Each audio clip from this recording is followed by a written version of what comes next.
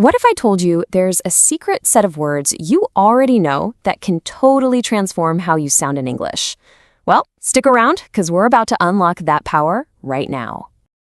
I mean, think about it. How is it possible that a single tiny word can change a friendly piece of advice into a non-negotiable order? That, my friends, is a superpower. And today, you're going to learn how to wield it. So, you've probably heard the term modal verbs, and maybe, just maybe, it makes you feel a little, Let's forget that boring grammar term. We're going to call them something way better. From now on, I want you to think of them as flavor words. Yeah, you heard me. Because just like salt or pepper can completely change a dish, these words change the entire flavor of what you're saying. They add a dash of possibility, a sprinkle of advice, or a heavy dose of obligation. Just look at how this works.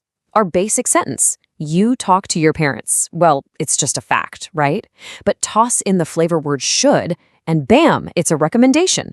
Swap it out for must, and whoa, now it's a strong obligation. See, that one little word changes everything. All right, let's have some fun with this. We're going to jump into a little spy story, where understanding the difference between two flavor words is literally a matter of life and death. Okay, picture this. Our spy is deep behind enemy lines. She's got the secret documents, the mission is almost complete. Her heart is pounding, she's so close to getting out safely. And then, all of a sudden, pshh, her radio crackles to life. It's the commander, and he has two final, absolutely critical instructions. Everything depends on this. Now listen very, very carefully to what he says. You must not be seen by the enemy, but you don't have to return to base tonight. The entire success of the mission and her survival hinges on understanding the exact meaning of those two phrases. So, what does this mean for our spy? Well, must not be seen is a direct order. It is absolutely forbidden. There is no choice. But don't have to return. That means it's her call. There's no obligation. She has a choice. She can wait if it's safer. Her life literally depends on getting that distinction right.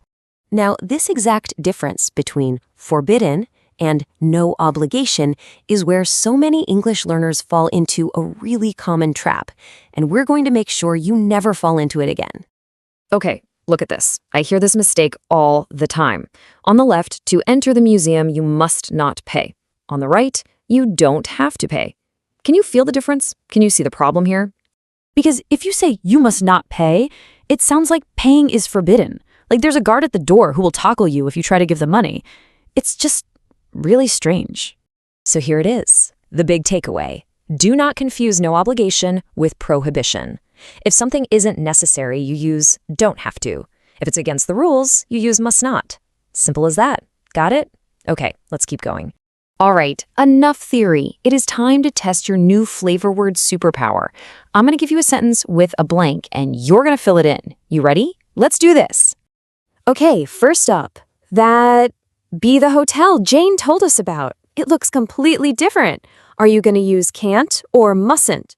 I'll give you a couple of seconds to think. And the answer is can't. That can't be the hotel. Perfect.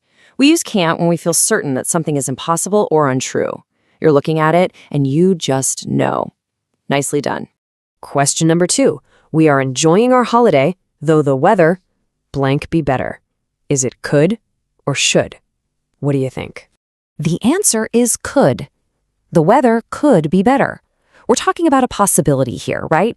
It's possible for the weather to be better. You wouldn't use should because, I don't think the weather takes advice from us. All right, last one, you're doing great. I don't think you could or should tell anyone about the secret plan yet. Which one feels right for giving advice? And you got it. The answer is should. This is your classic flavor word for giving a friendly recommendation or a piece of advice. You're telling your friend what you think is the best thing to do. Fantastic.